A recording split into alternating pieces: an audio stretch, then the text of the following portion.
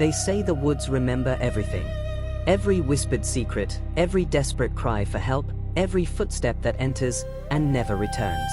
But the scariest thing about the forest isn't what hides in the shadows, it's what follows you inside, quietly, patiently, waiting for the moment you finally stop looking over your shoulder. And in the town of Graypine, one girl walked into those woods believing she was safe. She was wrong. Graypine, Oregon, was the kind of town built on stillness. Cabins tucked between towering pines. A single winding road that split through the mountains like a scar.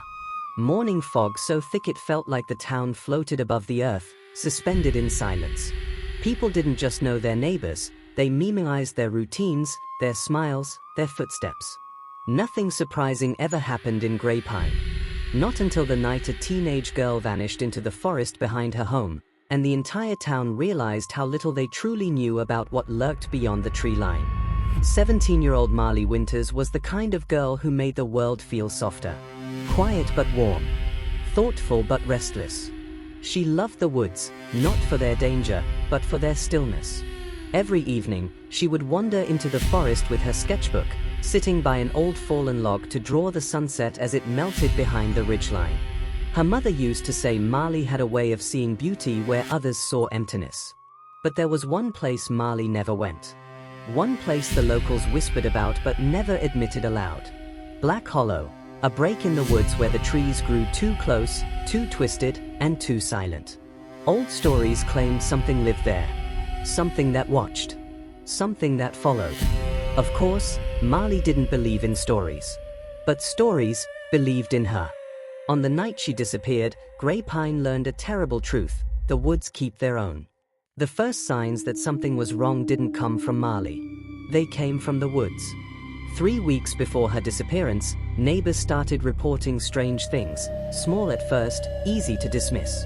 A dog refusing to go past the tree line, growling at something unseen. An older man swearing he heard footsteps behind him on a trail he'd hiked for 30 years alone. Children claimed they saw a tall figure in the trees, shaped like a person but not moving right. Sheriff Avery Cole brushed it all off.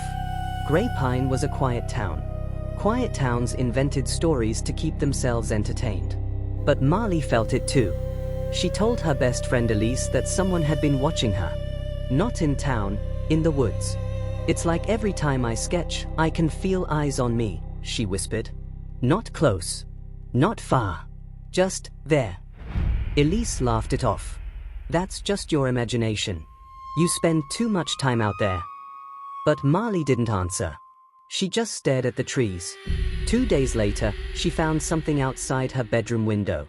A drawing. Not one she had made. It showed a girl sitting in the forest, her forest spot, sketching the sunset. The details were so perfect it made her chest tighten. The trees.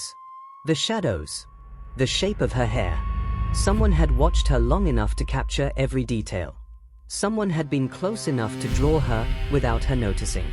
Her mother dismissed it as a prank. Her father said Marley probably left the sketch outside and forgot. But Marley knew better. Someone had been there. Someone who knew exactly where she sat every day. And someone had gotten close enough to place the drawing against her window. That was the moment the forest stopped being a sanctuary and became a threat. It was October 12th. The last warm evening before the cold truly settled in. Marley told her mother she was going on a short walk, just to clear her head. Her sketchbook was tucked under her arm. Her jacket was unzipped. Her hair was tied loosely behind her shoulders, as if she wasn't planning on staying long. She left home at 5:42 p.m. At 6:03 p.m., a neighbor walking their dog heard something. A quick, sharp cry cut off too fast to interpret. They assumed it was a fox. At 6:11, Marley's mother sent her a text asking what she wanted for dinner. Delivered. Not read. At 6:47, a jogger reported seeing a backpack abandoned by the creek trail, about half a mile from Marley's usual sketching spot. They didn't touch it. They didn't even open it. They figured someone dropped it and would come back. At 7:14, Marley's phone shut off. Whether because of a dead battery, or because someone turned it off, no one knows. She never came home. When the sheriff's department began their search, they found something chilling. her sketchbook, lying open on the forest floor. Rain would have washed away the pencil marks if it hadn't been found so soon. Inside was a drawing, the beginnings of something incomplete. It showed a shape between the trees. Tall, thin, watching her. As if Marley had seen something that terrified her so badly. She dropped the book and ran. And whatever she saw, ran after her. The search for Marley became the largest in Graypine's history. Within 12 hours, over 200 volunteers combed the forest. Drones scanned the canopy. Bloodhounds tracked scent trails winding deep into Black Hollow, and then, stopping abruptly. Almost like she vanished into thin air. But the discovery didn't come from search teams. It came from an unlikely source. A 7-year-old boy named Tommy Dawson. He had wandered too close to the woods behind his backyard when he found something half buried under a heap of pine needles. A piece of fabric. Marley's jacket. But not just her jacket. Her phone was inside the pocket. And on the phone was a single video. 9 seconds. Shaky. Filmed while Marley was running. Branches whipping past. Her breath ragged. Her voice trembling. And behind her, footsteps. Heavy. Fast. Relentless. The final frame showed the ground falling away as Marley screamed, the camera flipping violently. And then the video was cut off. The sheriff replayed it 12 times before whispering. Whatever was chasing her wasn't an animal. Once the video surfaced, the investigation shifted from a missing person case to something else entirely. 3 major leads transformed the case. 1. The footprints. Deep in Black Hollow, investigators found footprints, but they were strange. Too large to be a teenager. Too narrow to be an adult man. And spaced too far apart for a natural walking pattern. It looked like something had been pacing in circles. Waiting. 2. The second drawing. Pinned to a tree with a shard of wood was another sketch. Drawn in the same style as the one left at Marley's window. This one showed Marley standing in the forest, but her face was wrong. Stretched. Twisted. Eyes hollow. The sheriff removed it with gloves. Everyone else refused to touch it. 3. The whispers. Local hikers reported hearing something in the woods around the time Marley disappeared. A voice. Low. Soft. Repeating the same phrase. Come back. At first, detectives thought it was a prank. Until multiple people, miles apart, reported hearing the exact same thing. A voice that sounded like Marley's, except slow, drawn out, unnatural. When the audio team enhanced the final seconds of Marley's video, they discovered something even more disturbing. Another voice. Behind her. Whispering her name. But the frequency was distorted, too deep for a human voice, almost vibrating like it came from inside the ground. Ma-lay. The lead investigator shut off the audio and whispered. This wasn't a person. But if it wasn't a person, what was it? 3 days after Marley vanished, the town gathered in the community lodge for a vigil. Candles flickered. People cried. Prayers filled the air. And then, the lights went out. Screams echoed in the dark. Phones flicked on. People whispered Marley's name in panic. When the power returned, something lay on the floor in the center of the room. Something everyone stepped away from immediately. Marley's sketchbook. Open. To a new page. A fresh drawing. A drawing that hadn't been there before. It showed the vigil. The exact layout of the lodge.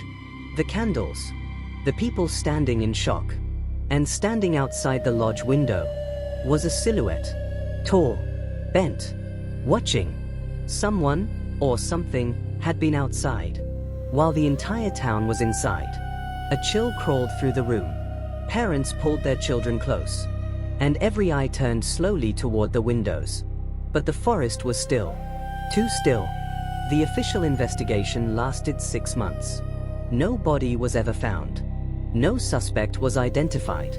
No footprints matched. No human explanation made sense. Authorities eventually closed the case, labeling it missing person, presumed deceased. But Graypine never believed that. People began moving away. Cabins were boarded up. Trails were closed. Black Hollow was officially marked as restricted land. Yet hikers still whispered about seeing something in the shadows. A figure, tall and thin, moving between the trees, as if searching for something, as if waiting. Some said it called their name in Marley's voice. Some said they saw drawings nailed to trees. Some claimed to hear footsteps following them, matching their pace perfectly, until they reached the edge of the woods, and then stopping, just out of sight. The sheriff retired early. Marley's mother refused to leave the porch light off, even 3 years later. Every night, she sits by the window, watching the woods, waiting for a silhouette that never appears. Or perhaps, never appears when she is looking. The world is full of places humans were never meant to understand. Places where the rules of nature bend. Where old things linger. Where the line between the living and the lost grows thin. Marley Winters walked into the woods searching for peace.